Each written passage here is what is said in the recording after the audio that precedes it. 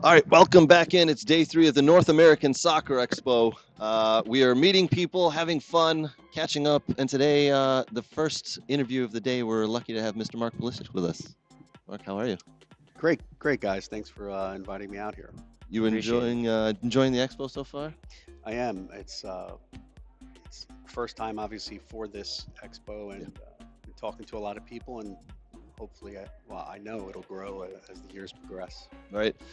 So obviously, we'll get it right out of off the bat. A lot of people know you, one because you're a coach, player, and all that good stuff, but because you have currently a son who is playing for the U.S. men's national team and one of the most famous clubs in the world, AC Milan, Mr. Christian Pulisic. We're all fans of him, but we want to, touch on him for a little bit, but more about you. You're presenting today here at the expo as well. What are you presenting, and kind of how has it come to be about that? Yeah, I mean, I have some roots here in Detroit. I used to coach the Detroit Ignition, which was in the MISL quite a few years ago. Yeah. Yep. I was here with my two kids, and they were youth soccer players, so I got to know some of the coaches that are currently still around. Yes. And yeah, I was invited out. Mark Zathy and Paul, it was nice of them to ask me if I wanted to come talk, and I like giving back a little bit. Good. And yeah, my topics are pretty simple. Yesterday I did a little bit of winning versus development, the importance of a balance, and today I'm doing a little bit talking about my experiences in Germany, coaching the youth teams there. Yeah. That's an interesting topic. There's been a lot of players over the years and who have gone to Germany, and it's an interesting, I love it. And I said it a couple of weeks ago. There's a quote that Christian put out there. He goes, I went to Germany because they didn't treat me like a superstar. He goes, in America, they treated me at 16 years old like a superstar. He goes, I went to Germany and they treated me like an average player that I had to clean the boots and I had to work my way up. I don't think a lot of the players here currently would want, this next generation would deal with that. They want to be that superstar. They want to be the well-known player. Your son took that other route. How did you, I mean, it's tough to see your kid at that age go. How was it for you and as a family to deal with that? Yeah, I mean, it was something he always wanted to do was play in Europe, and fortunately, he was given an opportunity at 15 years old to go to Dortmund, and because he was so young, I said, look, he'll go, but I got to be there for at least a year with him to kind of Sure. settle in and make Yeah. sure. And if nothing goes well and it doesn't work out, we come back. He's a lot of options back in the States at that time, whether he wanted to pursue college or professionally here. But yeah, it was tough. I mean, my wife and I were apart, obviously, during that time. And Yeah. I was here alone. I was in Germany alone with him, but just seeing him really take all the tough moments and take that and kind of run with it and make that him a better person and a stronger footballer. It was just great to watch him develop there, and it was a great development spot for him. Was it tough for you to not coach him and let the Dortmund and let the coaching staff there kind of develop him? Is that tough? It wasn't so much tough in Dortmund because I knew it was time for me to step down. I coached him a lot during his youth Yeah. years, Mhm. and fortunately, I was able to watch the coaches in Dortmund, develop him, and it was a great learning experience for me as well. So. Yeah, I mean, back in the States, it would be tough for me to give him to another coach, but it was time for me to step down. I was about to say, you probably got a ton of stuff out of learning, watching them that you now have put into your own coaching and have grown. So that, I mean, obviously helped him and get to where he is, but it's probably helped you a lot as well in your career. So that's awesome. That's Yeah. a great thing. Yep, yep, it was awesome. So the one thing, obviously I've watched the documentary on Paramount Plus. It's phenomenal, and I mean, you brought up some stuff about, being with Christian, and it's okay if you don't make it to Dortmund. Like, there's other options we can pursue. So as I told you, I work in the youth scouting, college scouting, and it's particularly in the youth space. There's a lot of parents that they don't see the other options sometimes because it's just, I have to get to the MLS academy, and then I got to get through the pyramid, and I got to get to the second or first team or skip the second team, forget college. I have to, or I'm 16, I gotta get over to Europe like your son did. Is there too much not enough open-mindedness about the different pathways players can take in this country that parents need to kind of open their minds to? I mean, it's about being realistic. A lot of parents think their kids are good enough to be on those paths, whether it's to Europe or jumping right into the first team of MLS, Hmm. but it's just not realistic. So you hope that between the coaches and the parents, they understand the level their child or their player is, and will nudge them a little bit towards that path. But it's difficult, because as a parent, I mean, look, I did it. You always think maybe your kid's a little bit better than they are, Sure. and you want to be able to say they're playing at a European level, but you just have to be realistic, and that's really what it comes down to. I mean, that's great advice, but you're right. And I see it now with my kid. My kid, I've got a 12-year-old and I got a 10-year-old and a 7-year-old, and you always think they're better than they are. But you do talk to people, and these parents get a little bit crazy. Yeah. And you just listen. The your kid was the exception, Mhm. and there's going to be a couple of other kids that are the exception. But 99.9% of the kids, they're just going to go on to have a career in anything.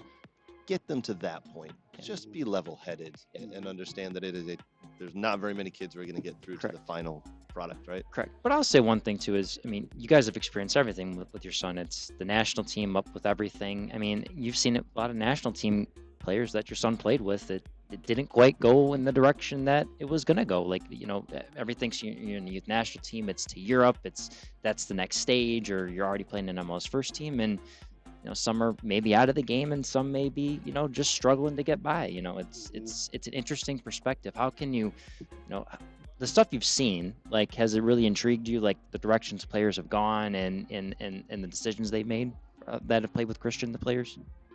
Yeah, he played with the youth national team since he was 14, 13 years old. Yeah. So all his friends and all his ex-teammates took all different paths. Yeah. And some of them were realistic. Some of them maybe tried to get to levels they weren't capable of getting to, and they were, kind of pushed back down. Mhm. But that's all part of it. It's about growing.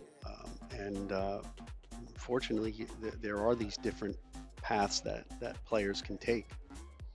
How is having a son who is in a spotlight and watching him progress? How's that advanced or helped not advanced, but how has it helped your career? What have you seen that you're able to take away and now put into that you've done and you're doing?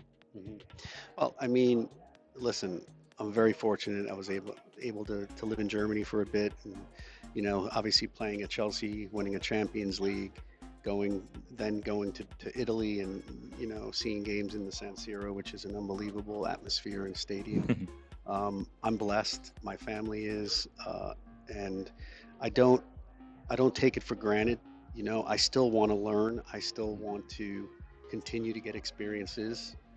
Heck, I'm leaving for Italy tonight to watch a few of his preseason games, because that's just I love it. I love football. I want to be involved in everything, and while he's playing, I want to continue to ride this train.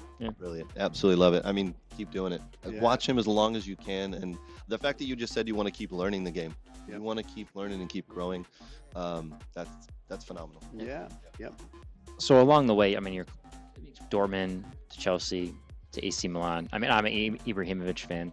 He's got a personality. In the documentary, he said, "Be who you are. Like, be this superstar that represents America." And I know that's not your son. He's very, it's quiet, and that's okay. You can be a superstar and be quiet. Is Messi the loudest person ever? No, but he shows it on the field every day, and he's exceptional, and he can win games for his squad.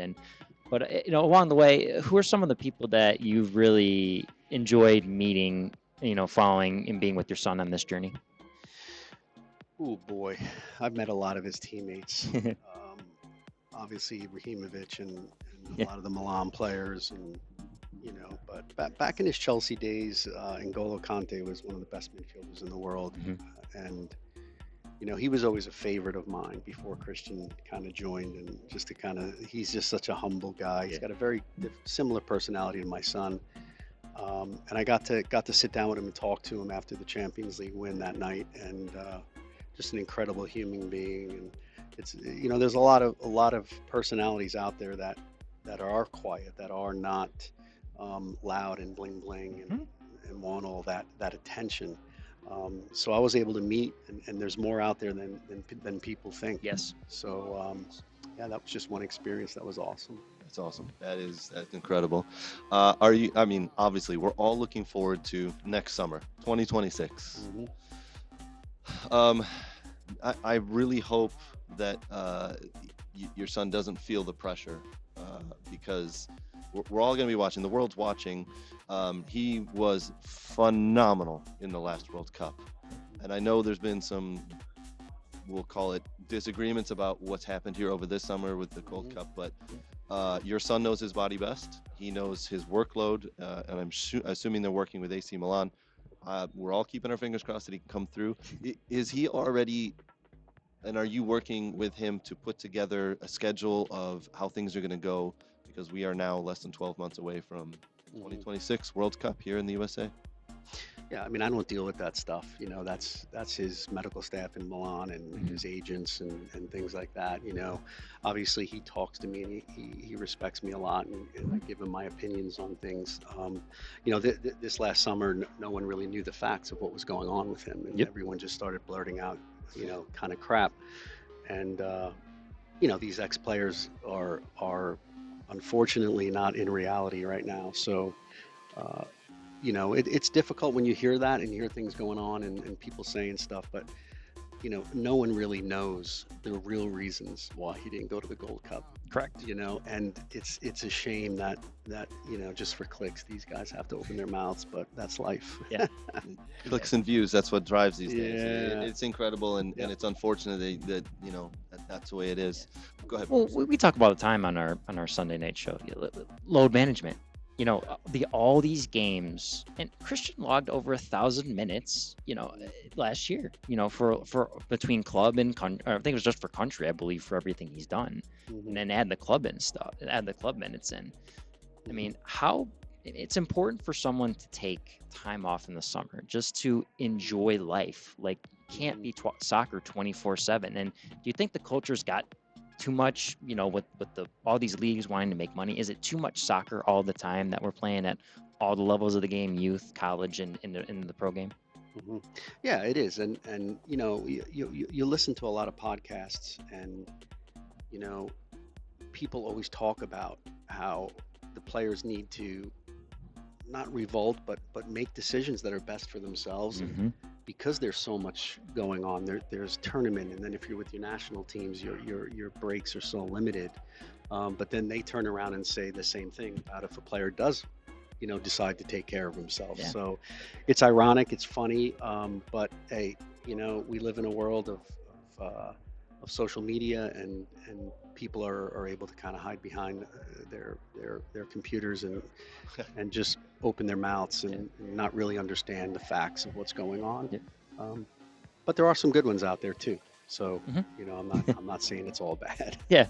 Oh no. I got a question about developing a player. So obviously you were instrumental in Christian's early soccer days, right? Because you were a coach. You were a high-level coach. As you said, the Detroit Ignition, I remember when they were around, and it's unfortunate that was cut short. Developing a player, though, this was obviously almost 20 years ago now. How have you seen that change over the course of 20 years here? Developing a player then to now, from what you see. Mhm. I mean, it's definitely gotten better. I think the coaching has gotten better. I think people, the game has grown. Mhm. So these players now have more options, more opportunities. But it's still, with the pay-to-pay structure we have, it's still a difficult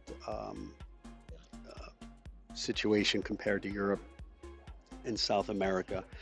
And I don't think it's going anywhere. I talked a little bit yesterday in my lecture that pay to play is not going anywhere.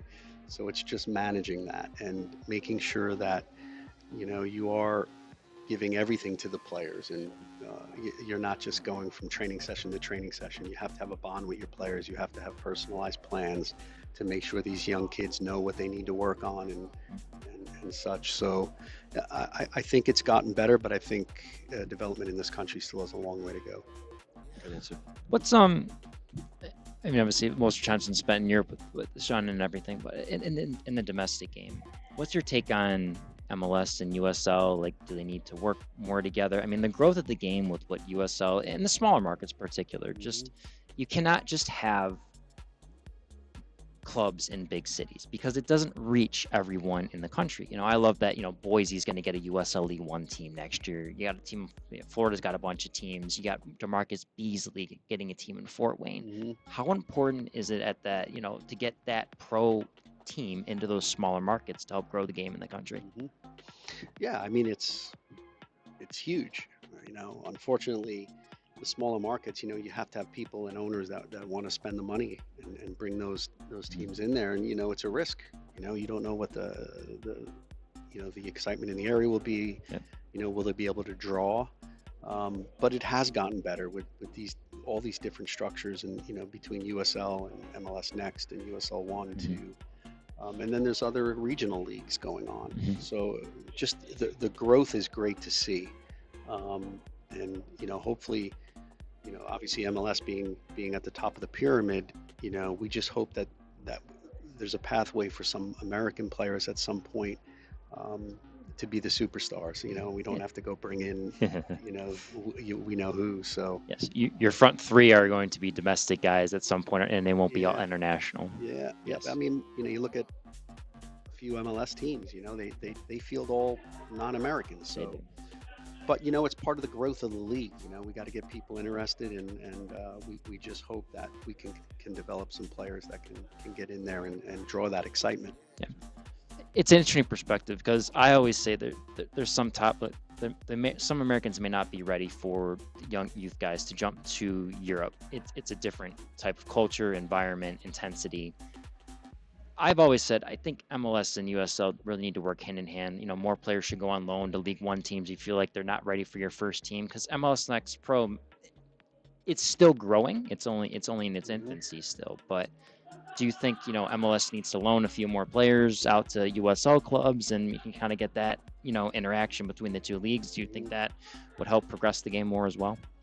Yeah, I mean, when I was coaching in Pittsburgh, USL for a little bit, and we did that. We had some guys come down from the MLS. I think they're still doing it, and it's happening. But that was the reason they brought MLS Next in, right? Yeah. Obviously, to develop players and have places for these guys to play. But do I think they should work with MLS and USL? I think for sure there should be. Unfortunately, it's businesses, so there's going to be competition as well. Yeah. So, but yeah, for sure. Right. Listen, we've taken up a lot of your time. We appreciate you joining us. It's been a pleasure. Do us a huge favor, let Christian know we're with him, behind him, we're following him. We love watching him, and it's been a pleasure meeting you. And here at the North American Soccer Expo here in Novi, Michigan. So hopefully you'll be returning next year. I will. I'd love to. Appreciate awesome. it, and good luck to you guys. Appreciate you having me. Thank you, sir. Mark.